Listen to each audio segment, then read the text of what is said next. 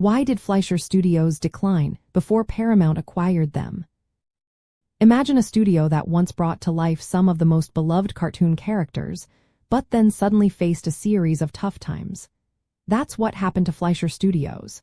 They were famous for creating Betty Boop, Popeye, and Superman cartoons, and they used innovative animation techniques like rotoscoping. But despite their creative success, the studio started to struggle financially and internally before Paramount took over.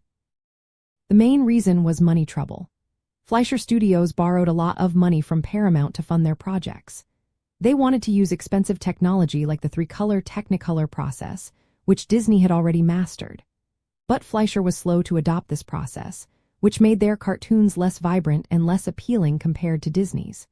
Their big-budget films like Gulliver's Travels and Mr. Bug Goes to Town cost a lot to produce, but they only made moderate money. These films didn't bring in enough profit to cover the costs, and the studio was in debt. When they couldn't pay back the loans, Paramount stepped in and called in their debts, which pushed Fleischer into financial trouble. At the same time, the two brothers who ran the studio, Max and Dave Fleischer, started having serious disagreements. Their personal and professional conflicts grew worse, and Dave eventually left the studio for Columbia Pictures' Screen Gems. This split caused instability and made it hard for the studio to keep a steady direction.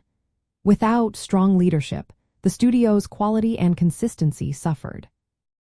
Meanwhile, the competition was getting tougher.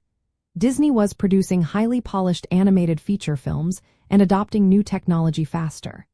Fleischer was known for their unique style and characters, but they couldn't keep up with Disney's high-quality visuals and storytelling. Their Superman cartoons, while technically advanced, were expensive to produce and didn't generate enough revenue to keep the studio afloat. In the end, these financial struggles, internal conflicts, and fierce industry competition made it impossible for Fleischer Studios to stay independent. Paramount decided to take control and reorganize the studio as Famous Studios in 1942. This change marked the end of Fleischer Studios as a separate entity, but their influence on animation and their iconic characters still live on today.